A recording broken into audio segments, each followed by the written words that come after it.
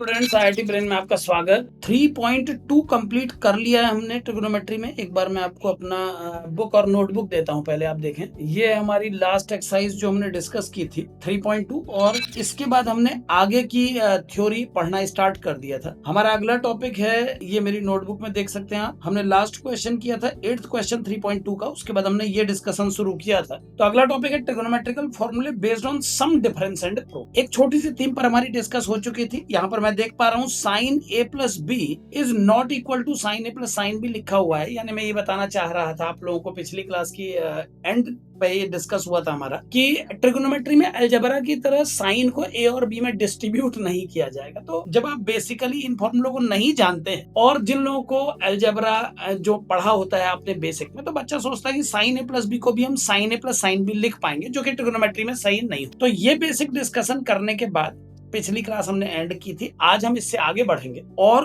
उन सभी फॉर्मूलों के बेसिक्स को समझेंगे जो सम, डिफरेंस और प्रोडक्ट को एक्सप्लेन, ठीक है ना। तो जनरल थीम है, एक लंबा टॉपिक है। सबसे पहले मैं एक फ्रेमिंग तैयार करता हूं जिस थीम पर हम इस टॉपिक को सीख पाएंगे, ठीक है ना। फॉर्मूले कैसे होंगे आगे के, एक बार वहां से स्टार्ट, मतलब किस तरह के फॉर्मूलों पर डिस्कशन होने वाला, एक बार उस पर देखिए। मान लीजिए हमें दो एंगल्स दिए हैं ए और बी, और उनके सम पर ट्रिगोनोमेट्रिक फॉर्मूले, ठीक है ना। यानी हम जानना चाहते हैं कि अगर दो एंगल ए और बी के सम पर trigonometric function sine cos tan apply किए जाए तो इनका आउटकम कैसा आएगा। ठीक, तो यहां से शुरू कर रहे हैं। सबसे पहला केस में उठा रहा हूं ए प्लस बी, और ए प्लस बी के ट्रिगोनोमेट्रिकल फंक्शन के रूप में मैं कॉस को ले रहा हूं। माना हमको कॉस ए प्लस बी को पता करना है, ठीक है। हमें कॉस ए प्लस बी का वैल्यू फाइंड आउट करना है। हमें पता लगाना है कि कॉस ए प्लस बी का आउटकम कितना होता है। ये बात तो हम पिछली क्लास में भी डिस्कस कर चुके हैं कि cos a plus B is not equal to cos a plus cos। यानी अलजेब्रा की तरह नहीं है कि डिस्ट्रीब्यूटिव लॉ लगा दिया, सर cos मैंने दोनों को दे दिया। अगर आप ऐसा करते हैं तो आपका आउटकम गलत है, यानी कुछ नया बनाना पड़ेगा cos a प्लस बी के लिए। तो जो 13.3 एक्सरसाइज है उसमें बहुत सारे फॉर्मूले हैं, उसके लिए तैयार हो जाइए आप लोग। आई थिंक 3 सेट बनेंगे 4-4 फॉर्मूलों के, सबसे स्टैंडर्ड, उसके अलावा और बहुत सारे कोरोलरी केसेस बनेंगे। तो बहुत बड़े फॉर्मूलों की लिस्ट आपके सामने आएगी इस एक्सरसाइज से पहले, ठीक है ना। तो एक बार हम ये जान लेते हैं सबसे पहले कि वो फॉर्मूले आए कैसे, बने कैसे, ठीक है। तो cos a प्लस बी का आउटकम हमको पता लगाना है, cos a माइनस बी का आउटकम हमको पता लगाना है।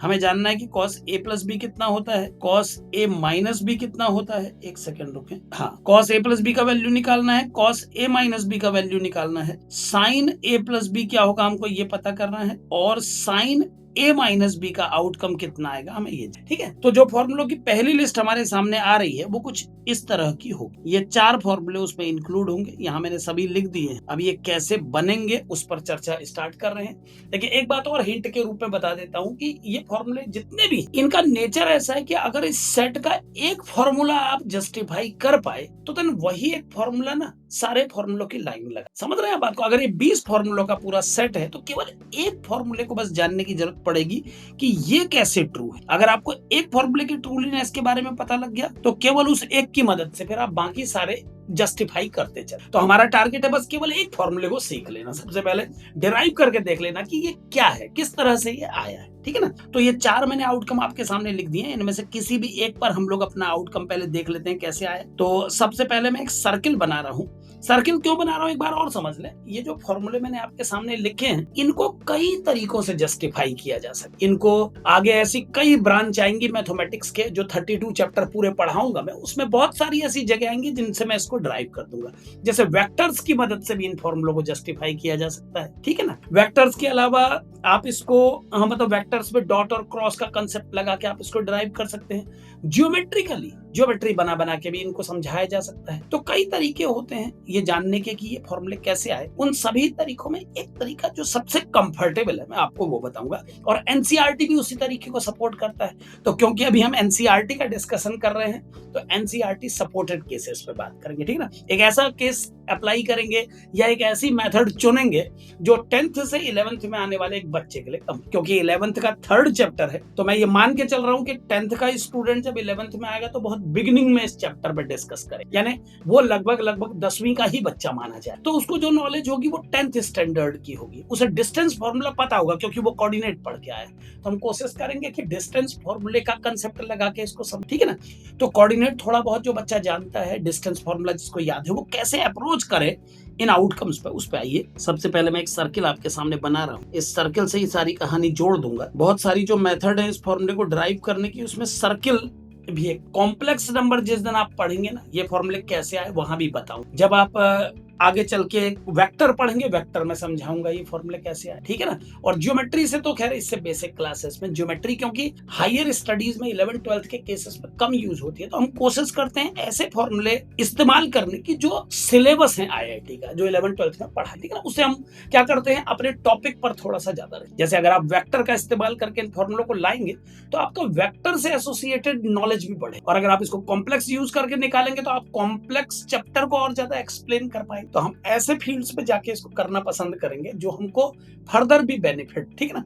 तो आज इसको हम सर्किल से एनालाइज करने की कोशिश करेंगे इन फॉर्मूलों को। तो मैं इस सर्किल में क्या क्या टूल्स है जिनका यूज करूंगा, आप पहले देख लें उसको। सबसे पहले मैं एक रेडियस बना रहा हूं एक्स एक्सिस की पॉजिटिव डायरेक्शन में। इसके सेंटर को मैं ओ नाम दे देता हूं, सर्किल के सेंटर इसका ओ है, और इसकी रेडियस को हम बोल लेते हैं 1 मान लीजिए। यूनिट रेडियस का सर्किल भी माना जा सकता है, जैसे इससे पहले भी कई डेरिवेशंस में मैंने 1 रेडियस के सर्किल के आधार पर एक्सप्लेन किया है चीजों को। तो अगर ये 1 रेडियस का सर्किल है भैया, तो इस पॉइंट के कोऑर्डिनेट तो मैं 1, जीता हूं। यहाँ पर मैं नोट कर देता हूँ ये सर्किल 1 रेडियस का सर्किल मानने से क्या फायदा होता है आपको पता है कि जब आप एक राइट एंगल ट्रायंगल बनाते हैं तो उसका बेस cos थीटा बन जाता है और परपेंडिकुलर साइन, ठीक है ना।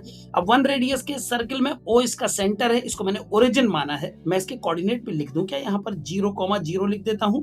रेडियस 1 है तो ये 1,0 हो गया एक्स एक्सिस की पॉजिटिव डायरेक्शन में।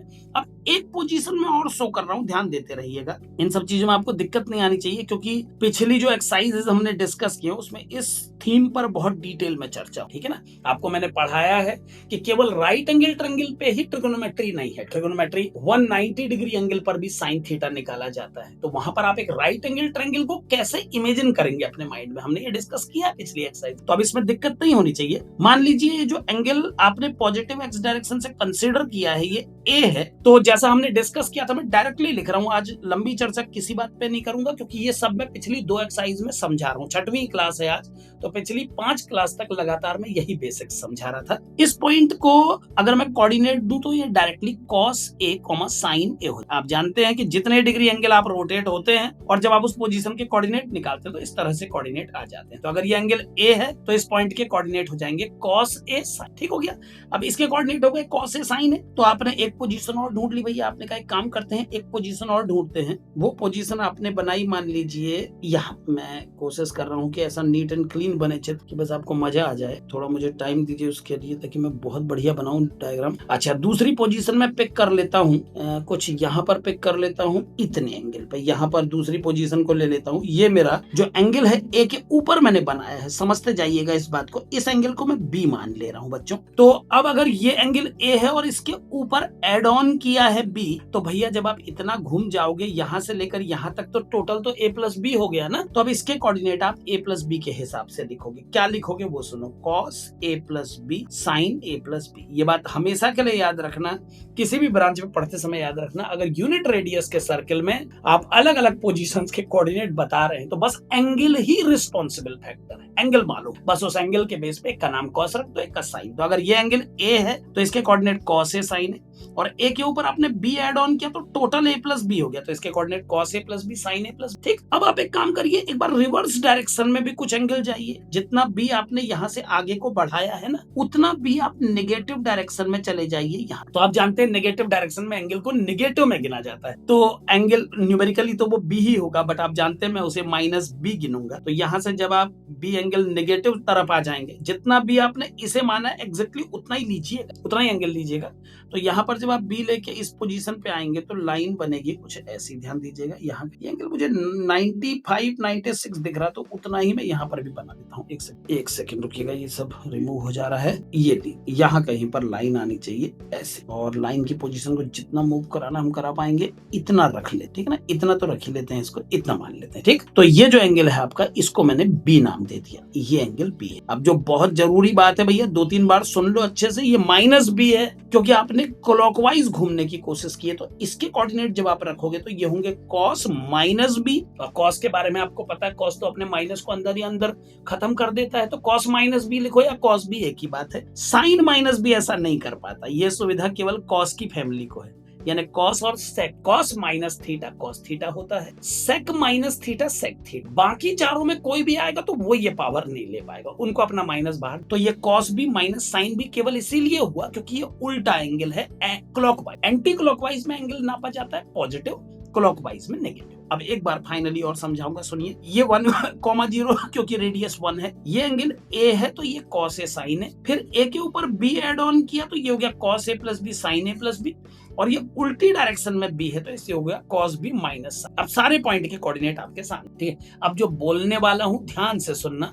1 रेडियस के सर्कल को आप देख रहे हैं आराम से, मैं जो बात बताऊंगा उस पर बिल्कुल फोकस होकर देखना। पेन का कलर चेंज करूंगा, ब्लू कलर से लाइन खींचूंगा, ध्यान दीजिए। ये एंगल है ए, ये एंगल है बी, तो मेरे बच्चों ये टोटल एंगल हो गया A plus B. Note the point in mind, ये total angle A plus B. तो ए प्लस बी घूमने के बाद जो पॉइंट आया उसको आपने इनिशियल पॉइंट से ज्वाइन करा। अब देखते रहिएगा, ये मैंने ज्वाइन कराया। एक मिनट, ये लाइन के लिए हाईलाइटर ऑन कर लेता हूँ ना, शेप ऑप्शन ऑन कर लेता हूँ, तो सीधी लाइन बन जाएगी। ये बन गई। ये जो मैंने लाइन खींची है ये कितना एंगल कवर कर रही, पहले माइंड में ये रखो। ये ए एंगल पहले घूमी, ओरिजिनल लाइन से ए डिग्री आप पहले घूमे और उसके बाद बी एंगल और घूमे, तो टोटल ए प्लस बी घूमने के बाद ये पॉइंट आया और इसको आपने इनिशियल पॉइंट से मिलाया, दैट। और अब एक बात और बोलूंगा, उसको भी ध्यान से सुनिएगा। इस बार ग्रीन पेन ले लेता हूँ, कलर चेंज से समझिएगा। अब क्या कर रहा हूँ ध्यान दीजिए, ये जो पोजीशन है ये बात देखिए, फिर से एक बार बोलता हूँ, शुरू से सुनिए। इनिशियल पोजीशन इसे मान के पहले मैं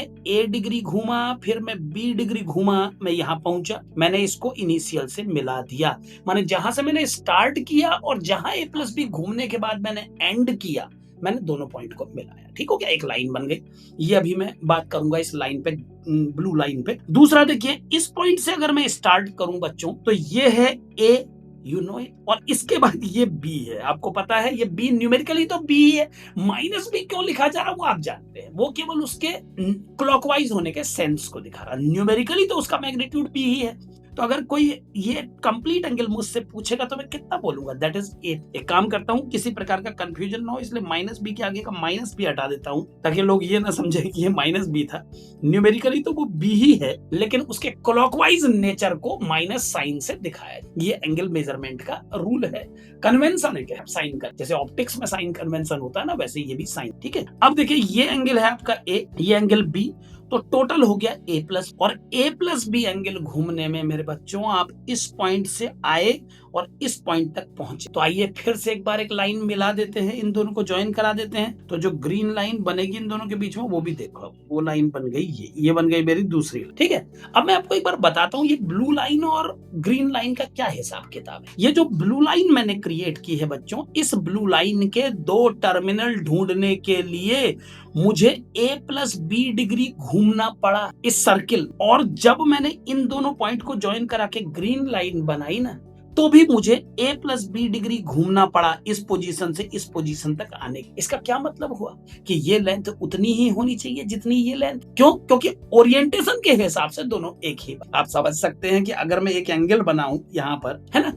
अगर मैं एक एंगल बनाऊं, अब इस लाइन को बिना लेंथ बदले अगर 10 डिग्री आगे बढ़ा दूं यहाँ पर, और इस दूसरी लाइन को भी बिना लेंथ बदले 10 डिग्री आगे बढ़ा दूं यहाँ पर, तो आप लोग समझते हैं कि चाहे मैं इन दोनों के बीच की डिस्टेंस निकालूं या इन दोनों के बीच की, बात तो एक ही है, केवल मैंने फ्रेम ही तो चेंज किया है। भाई सिंपल सी बात है, कोई अपने XY प्लेन को ऐसा मान ले या अपने कंफर्ट के हिसाब से ऐसा मान ले, फिजिक्स में करते ही हैं आप।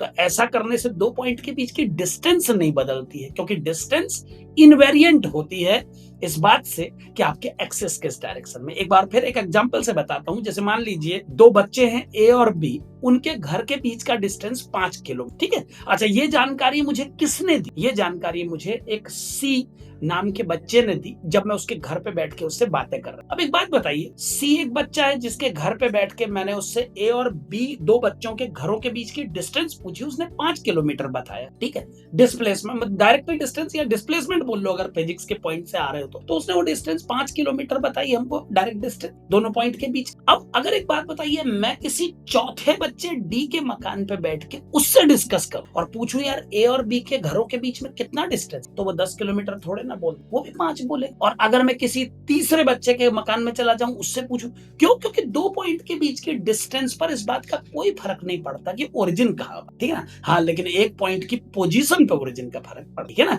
मैं अपने घर को ओरिजिन मान करके किसी अपने दोस्त के घर की के कोऑर्डिनेट 3,4 बता सकता हूं किसी, लेकिन वही कोऑर्डिनेट 3,4 चेंज हो जाएंगे अगर बताते समय किसी मेरे घर के बजाय किसी दूसरे के घर से देखा जाए। तो पॉइंट के कोऑर्डिनेट डिपेंड करते हैं कि ओरिजिन कहां, लेकिन दो पॉइंट के बीच का जो डिस्प्लेसमेंट वेक्टर है, या जिसको आप डिस्टेंस फॉर्मूला लगा के निकालते हैं डायरेक्ट डिस्टेंस, वो वेरी इनवेरिएंट रहती है। उसको इस बात से कोई फर्क नहीं पड़ता कि मेजरमेंट कहां से हो। वही चीज हम यहाँ भी देख रहे हैं भाई, जब आप इस लाइन और इस लाइन के टर्मिनल्स को मिला करके इस लेंथ को कैलकुलेट करेंगे और इससे कुछ डिस्टेंस पर इस पॉइंट और इस पॉइंट को मिला करके इन दोनों को मिलाने वाली लाइन में इस लेंथ को कैलकुलेट करेंगे, तो ये एक ही बात है। क्यों बात है?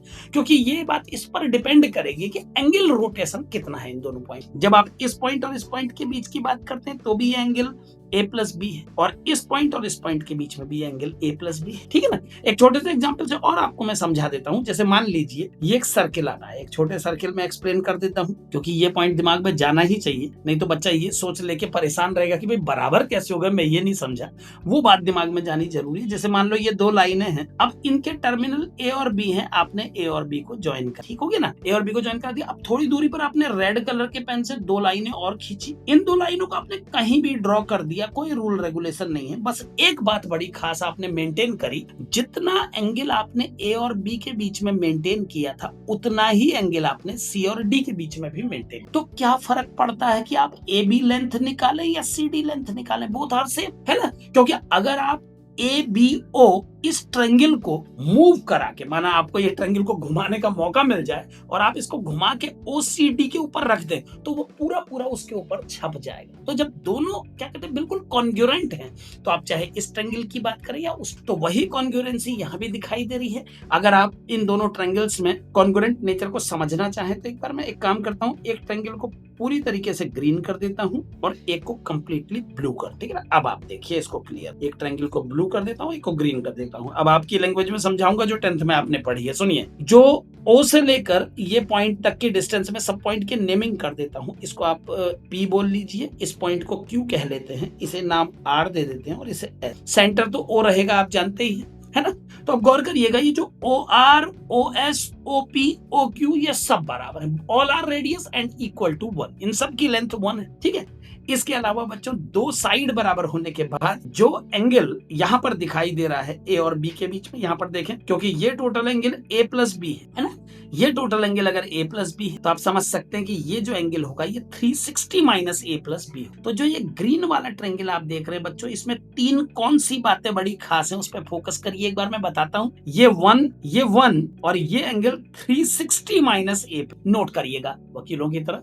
एक लेंथ 1 है, एक लेंथ 1 है, और उनका इंक्लूडेड एंगल बीच में 360 माइनस ए प्लस। अब आइए मैं दूसरे ट्रायंगल पे आपको ले जाता हूं। ये मेरा दूसरा ट्रायंगल ब्लू कलर, ये लेंथ 1, ये लेंथ 1, और इनके बीच का एंगल भी 360 माइनस ए प्लस। तो हो गए कॉन्ग्रुएंट हो गए, तो फिर ये दोनों बराबर होने चाहिए। तो अब मुझे कुछ नहीं करना है, ये रिजल्ट कैसे आए आपको समझाने के लिए बस मुझे ये ब्लू और ये ग्रीन डिस्टेंस निकाल के इनको कंपेयर करने का मन कर रहा है, और ये मैं साबित कर चुका हूं कि ये दोनों कंपेरेबल है। मैं यहाँ लिख भी देता हूँ आप लोगों के लिए, ट्रायंगल ओ क्या नाम पड़ेगा, O R P and triangle O Q S R congruent. So line क्या नाम पड़ेगा, R P is equal to line QS, ये ठीक है। अब आप क्लियर समझ रहे होंगे, ये दोनों बराबर होने चाहिए। अब इनकी लेंथ निकाल रहा हूं मैं, ठीक है। एक बार मुझे मौका दीजिए, मैं इनकी लेंथ डिस्टेंस फॉर्मूला लगाऊंगा 10वीं का, ठीक। तो अब आरपी की डिस्टेंस कैसे निकालूंगा, इन दोनों पॉइंट के बीच की देख लें, डिस्टेंस फॉर्मूला लगाऊंगा इसके और इसके बीच में।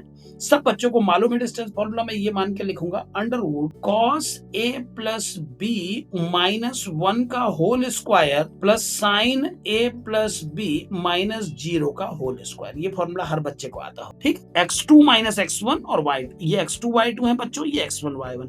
तो डिस्टेंस फॉर्मूला आपको याद दिला देता हूं, x2 माइनस x1 का square plus y2 minus y1 का स्क्वायर और ठीक है ना। तो ये डिस्टेंस फॉर्मूला लगा करके मैंने ये लिख दिया, ठीक। डिस्टेंस फॉर्मूला पता है आप लोगों को। अब दूसरा देखिए, जो दूसरी लेंथ है ग्रीन वाली लेंथ, उस पे आते हैं एक बार। ग्रीन वाली लेंथ, ये एक कॉर्नर है और ये इसका दूसरा कॉर्नर है, यानी इस बार ये और ये पॉइंट के बीच में निकाले। ये x1 y1 मान लीजिए, इसको x2 y, ठीक। और अब डिस्टेंस का फॉर्मूला वही लगाऊंगा, क्या बन जाएगी डिस्टेंस, आप लोग भी हेल्प करें। ये है cos a, ये cos b, तो cos a minus cos b whole square, और दूसरा बनेगा sin a minus minus sin b, यानी sin a plus sin b। तो ये डिस्टेंस मैंने कंपेयर कर दिया। अब मैंने इस ग्रीन लाइन की लेंथ को इस ब्लू लाइन की लेंथ से दोनों कंपेयर कर दिया। इनको कंपेयर करने के बाद अब दोनों तरफ स्क्वायर करता हूं तो अंडरवुड भी हट जाएगा। अंडरवुड हटने के बाद ये बन जाएगा cos a plus B minus 1 whole square plus sine a plus B whole, और यहां बन जाएगा cos a minus cos b whole square plus sine a plus sine b whole, ठीक है ना। अब थोड़ा सा मैं इसको ओपन करूंगा, ध्यान दीजिएगा। a minus B whole square होता है a स्क्वायर प्लस 1 का स्क्वायर, 1 ही लिख देते हैं, माइनस 2, देखते जाइएगा।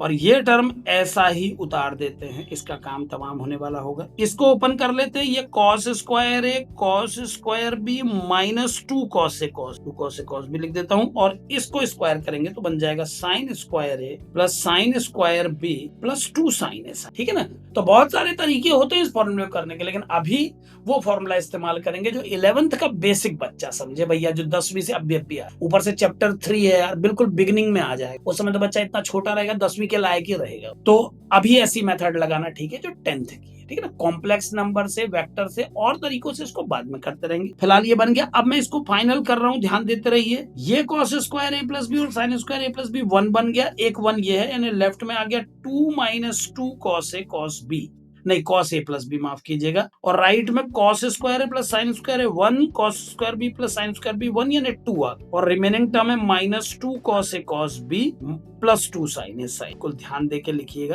क्योंकि माइनस प्लस का हिसाब क्लियर रहना चाहिए। 2 से 2 कैंसिल, माइनस से माइनस कैंसिल करने के लिए कॉमन ले लेते हैं। चलिए, ये बन जाएगा माइनस 2 के साथ cos a प्लस बी, और इस तरफ में क्या करने वाला हूं मालूम है, माइनस 2 कॉमन लेने वाला हूं ब्रैकेट से, तो cos a cos b minus sine a sine b, ऐसा बन गया भैया। ये जो प्लस था वो माइनस बन गया ना। अब माइनस टू कट गए, और ये जवाब आ गया cos a plus B equal to cos a cos b minus sine a sine. तो cos a plus B equal to cos a cos b minus sine a sine b, ये फल हमने प्राप्त किया है ना। तो डिस्टेंस फॉर्मूला यूज करके इस तरह से हम इस रिजल्ट को पता लगा। तो आज का हमारा टारगेट शुरू हो गया है। मैंने आपसे बोला सारे फॉर्मूले ट्रिग्नोमेट्री में आने वाले हैं 13.3 एक्सरसाइज में हाथ डालने से। और ये भी बता दूं, इतने सारे फॉर्मूले आएंगे, उसके बाद भी मैं यही कहूंगा कि एनसीईआरटी में पूरा ट्रिग्नोमेट्री कवर नहीं हो पाएगा। कुछ ऐसे टॉपिक और हैं जिनको पढ़ाना पड़ेगा कॉम्पिटेटिव स्टूडेंट के लिए। तो जब हम एनसीईआरटी निपटा देंगे तो उसके बाद जो मोर फॉर कंपटीशन थ्योरी पढ़, उसमें बहुत ज्यादा टॉपिक होंगे। मुझे लगता है ट्रिग्नोमेट्री के बराबर टॉपिक किसी और चैप्टर में नहीं होंगे। तो सबसे बड़ा चैप्टर मान के चलिए आप पढ़ रहे हैं, ठीक है ना। सबसे तो ये 4 हमारे प्रीलिम टारगेट थे, 4 फॉर्मूले। और cos a प्लस बी का रिजल्ट क्या है हमने निकाल लिया। एक अंतिम बार बता दूं, एक ही सर्किल में मैंने a को प्लॉट किया, b को प्लॉट किया। a प्लस बी एंगल के रोटेशन के बाद जो 2 कॉर्नर मुझे मिले, मैंने उनको ज्वाइन करा दिया भैया। फिर मैंने इस पोजीशन को इनिशियल पोजीशन मान के ए और बी का उल्टा रोटेशन इस्तेमाल करके 2 कॉर्नर निकाले, उनको भी ज्वाइन करा दिया। इन दोनों लेंथ की कंपैरिजन की गई। रीजन था कॉन्ग्रुएंसी ऑफ 2 ट्रायंगल। जिन 2 ट्रायंगल को कॉन्ग्रुएंट किया गया उनमें से एक चित्र में नीला दिखाया गया है, एक हरा। तो आप लोग बाद में भी देख सकते हैं, ग्रीन और ब्लू का कंपैरिजन है, ठीक। और वो कॉन्ग्रुएंसी क्यों है आप जानते हैं, 2 रेडियस इसके पास भी है 1 1 और 2 इसके पास भी 1 1, और उनका इंक्लूडेड एंगल आपके पास भी 360 माइनस a प्लस बी है और मेरे पास भी 360 माइनस, ठीक। तो ये दोनों कॉन्ग्रुएंट हो गए। तो मैंने लेंथ कंपेयर किया और कंपेयर करके अंडरवुड लगा है लेंथ में, स्क्वायर के अंडरवुड हट गया। फिर ओपन किए सारे होल स्क्वायर, ये सॉल्व करते करते अंतिम रिजल्ट आपके साथ। तो ये है हमारा इस खेल का पहला रिजल्ट। खेल अभी स्टार्ट। ठीक, ये पहला रिजल्ट आ गया cos a plus B equal to cos a cos b minus sine. जैसा मैंने बोला था कि एक रिजल्ट आ गया ना अगर, तो फिर ये पूरा किला गिर। अब सारे रिजल्ट इसी रिजल्ट के अंदर समाये। कैसे देखिए, सबसे पहले इसको फर्स्ट रिजल्ट मान के put minus B in the place of, ये बेस्ट टेक्निक होती है भाई। एक बात बताइए, ये जो cos a plus B equal to cos a cos b minus sine a sine b है, a और b की किस वैल्यू के लिए ये ट्रू है? तो आपका भी जवाब यही होगा कि sir this is true for all real values of a and b। भाई मेरी मर्जी में एक ही जगह 10 डिग्री लगाऊं या 20 लगाऊं, क्योंकि लेफ्ट में भी मैं वही लगाऊंगा, राइट। तो इस तरह की जो इक्वेशंस होती हैं आप इनको आइडेंटिटी माना करिए। ये आइडेंटिटी है एक प्रकार से कि जब कभी आप लेफ्ट में भी a और b पुट करेंगे तो राइट में भी करेंगे। तो फिर ये पूछने की जरूरत नहीं कि a और b में सर क्या क्या लगाना अलाउड रहेगा। अरे जो मन कर रहा लगा ले। एक की जगह 15 डिग्री लगा, बी की जगह 30 लगा ले। एक की जगह 25 लगा, बी की जगह 14 लगा ले। जो भी लेफ्ट में लगाओगे वही राइट में भी लगाओगे। तो इस इक्वेशन को हमेशा सही, एक प्रकार की आइडेंटिटी। अब क्योंकि आइडेंटिटी है और ए और बी की किसी भी वैल्यू के लिए ट्रू है, तो फिर मेरा मन कर रहा है कि मैं बी की जगह माइनस बी रख दूं। कई बार बच्चों को आता दिमाग में कि सर माइनस बी की जगह बात हजम नहीं हुई, बी माइनस बी कैसे हो सकता है? हो सकता है क्योंकि बी एक वेरिएबल है, तो मेरी मर्जी में उसे बी लिखूं या माइनस। ठीक है ना, जैसे हम छोटी क्लास में सवाल करते हैं 10th स्टैंडर्ड में, तो क्या लिखते हैं? Let the age of father be x years। अब अगर मान लीजिए कोई जिज्ञासु बच्चा है, तो सर आज सवाल करते समय ना मेरा मन कर रहा था कि फादर की एज को -x मान लूं, तो अगर वो इनिशिएट ऐसे करेगा कि let the age of father be -x years, तो भी उसका आंसर गलत नहीं आएगा। अंत में x की वैल्यू नेगेटिव आ जाएगी और उस नेगेटिव को लगाने के बाद उसके फादर की एज पॉजिटिव ही आए। तो वेरिएबल कुछ भी लिया जा सकता है। जब आप x बोलते हैं तो सबसे पहले ये आदत आप 11th स्टूडेंट को हटानी होगी अपने दिमाग से। x को लिखते ही बच्चे के दिमाग में क्या था मालूम है? कि ये पॉजिटिव वैल्यू है। ये गलत विचार रहता है। जब तक x वेरिएबल है आप डिसीजन मत लीजिए कि ये पॉजिटिव है नेगेटिव। ऐसे ही -x बोल दो तो बच्चे के दिमाग में सीधे आता अच्छा नेगेटिव नंबर की बात कर रहे हैं। नहीं, अगर मैं -x भी बोलूंगा और x एक वेरिएबल है, तो आप ये डिसीजन कैसे ले सकते हैं कि मैंने एक नेगेटिव नंबर की बात, क्या पता x की अपनी वैल्यू -5 हो और जब मैं -5 माइनस के साथ लगाऊं तो +5 हो जाए। So in the variable cases, in variable algebra, जहां सारा खेल x करता है, वहां x एक पॉजिटिव नंबर है कि नेगेटिव नंबर है, ये बाद में डिसाइड होता है जब क्वेश्चन सॉल्व हो जाता है। जब आप कहते हैं let the number is x, तो पता नहीं होता कि वो पॉजिटिव है कि negative. So this statement is true for all a and b, यानी मुझे b की जगह -b रखने का अधिकार है। तो वही मैं कर रहा हूं। इस इक्वेशन में अगर मैं -b रख दूं इन द प्लेस ऑफ b, तो ये क्या बन जाएगा? देखिए इस इक्वेशन का बदला हुआ स्वरूप आपको फिर क्या दिखेगा? देखिए ये बन जाएगा cos a प्लस b की जगह -b इक्वल टू राइट में आ जाएगा cos a cos -b minus sin a sin में। हाँ, कई बार बच्चे लेफ्ट में बस -b कर देते हैं और राइट में कोई चेंज नहीं करेंगे, उनका गलत है। भाई आपको दोनों तरफ करना है, क्योंकि आप इक्वेशन को होली चेंज कर रहे हैं, कंप्लीटली एक नई इक्वेशन बनाने का प्लान कर रहे हैं। आपने अगर बोला कि मैं b को -b से रिप्लेस करना चाहता हूं, मैं b की जगह -b रखना चाहता हूं, तो ऐसा नहीं कि बस लेफ्ट में रख के चल दें, आपको लेफ्ट में भी रखना होगा, राइट, तभी तो इक्वेशन ट्रांसफॉर्म हो पाएगी ना। अब क्या बनेगी? देखो ट्रांसफॉर्म हो गया इक्वेशन, एक सेकंड। हाँ, तो अब ये इक्वेशन क्या बन जाएगी? ये बन जाएगी cos a -b equal to cos a cos -b कहिए, cos b अभी बताया था पावर है, माइनस sin a, और sin -b को लिख सकते हैं माइनस sin b। तो ये माइनस, फिर से एक बॉक्स की जरूरत पड़ रही है। ये दूसरा फॉर्मूला आपके सामने पेश कर दिया, ये सेकंड फॉर्मूला इक्वेशन नंबर 2। तो सबसे पहला फॉर्मूला रटिए cos a plus b equal to cos a cos b minus sin a sin b, और दूसरा याद कीजिए cos a -b equal to cos a cos b plus sin। दो result बन गए, एक स्टैंडर्ड बना, फिर b की जगह -b रख के दूसरा बन गया। ठीक, अब देखिए अब क्या कर रहा हूं, इसके बाद ध्यान दीजिएगा। पुट फिर से चेंज करते हैं, कुछ नया चेंज करते हैं ताकि इसका और ज्यादा ट्रांसफॉर्मेशन हो जाए। पुट π/2 -b या प्लस b कर लेते हैं। चलिए put π/2 plus b in place of, ऐसा देख देते ना, आइडिया लगाते रहते हैं, कुछ ना कुछ तो बनेगा। In the place of B, यानी अब बी की जगह मैं रख देता हूँ π/2 प्लस, क्योंकि आपने बोला कुछ भी रख सकता हूँ, वेरिएबल है भाई। तो put π/2 in the place of B in equation 1, तो मुझे क्या मिल जाएगा? देखिए पहली इक्वेशन से cos a प्लस b की जगह π/2 प्लस b, लेकिन वही रेस्ट्रिक्शन जो लेफ्ट में करेंगे वो राइट में भी करिए। तो cos a cos pi by 2 plus B minus sine a sine b की जगह साइन पाई बाय 2 प्लस, ये मैंने दोनों तरफ वही चेंज कर दिया। और अब ये इक्वेशन मॉडिफाई होके क्या बनेगी गौर करेंगे। ये स्टेप अभी मैंने कुछ क्लास पहले आपको ये सब सिखाया था, 90 डिग्री के चेंज कैसे किए जाते हैं। तो चलिए इसी सवाल के माध्यम से एक बार वो सब रिवीजन का मौका मिल जाएगा आपको। पहले मैं इसको पूरा जमा देता हूँ लेफ्ट राइट में ना सेम चीज को। अब करेंगे हम खेल, देखिए सुनिए अब ध्यान से। हमने क्या पढ़े थे नियम 90 डिग्री के। 90 डिग्री में कॉस और साइन, टेन और कॉट, सेक और कॉसेक एक्सचेंज होते, और साइन देखने के लिए हम जाते हैं एक्ट के नियम के पास। मैं बना लेता हूं बगल में एक छोटा सा एक्ट ताकि आप इसमें देख सकें साइन को कि प्लस देना है कि माइनस। दो चीजें बस गौर की जाती हैं जब आप ट्रिग्नोमेट्री में किसी बड़ी वैल्यू को निकालते हैं। देखिए 0 से 90 तक की वैल्यू सारे बच्चे याद रखते हैं, लेकिन साइन 120 निकालना हो तो हमको कोशिश करनी पड़ती है कि 120 रिड्यूस होके एक्यूट बन जाए किसी तरह। एक्यूट बनने के बाद ही हम उसका आउटकम फिर बताते हैं अपनी बेसिक लिस्ट से जो हमने याद की होती है। तो जब आप 120 को एक्सचेंज करके एक्यूट बनाते हैं, 120 को बदलते हैं एक्यूट बनाने की, तो आपको 3 प्रकार के चेंजेस का इस्तेमाल करना होता है। जैसे 120 वाले केस में तो 90 वाला चेंज लगता है। 3 चेंज मैंने बताए थे, 90 का चेंज, 180 का चेंज, 360 का चेंज, ठीक है ना। तो यहाँ पर हम देख रहे हैं कि इस सवाल में हमको 90 के चेंज की जरूरत है। मैंने रूल जब बताया था तो 2 बातें बताई थी। मैंने कहा बेटा 2 चीजों का ध्यान रखना, 90 में बदलाव का नियम क्या है, 180 में क्या है, 360 में क्या है, और दूसरा जो आउटकम आएगा उसमें बाहर साइन कौन सा। ये बदलाव का मतलब मैं समझाता हूँ। बदलाव का मतलब होता है जैसे आपको साइन 120 निकाल तो आप उसको साइन 90 प्लस 30 लिख। अब इस 90 को यहाँ से इलिमिनेट किया जाएगा। 90 जब हटेगा तभी तो ये साइन 30 बनेगा और तब हम इसकी वैल्यू बता पाएंगे। तो किसी वैल्यू को हटाने के क्या नियम है मैंने वो सिखाए थे 3 स्टेप में। मैंने कहा था 2 बातों का ध्यान रखना पड़ता है।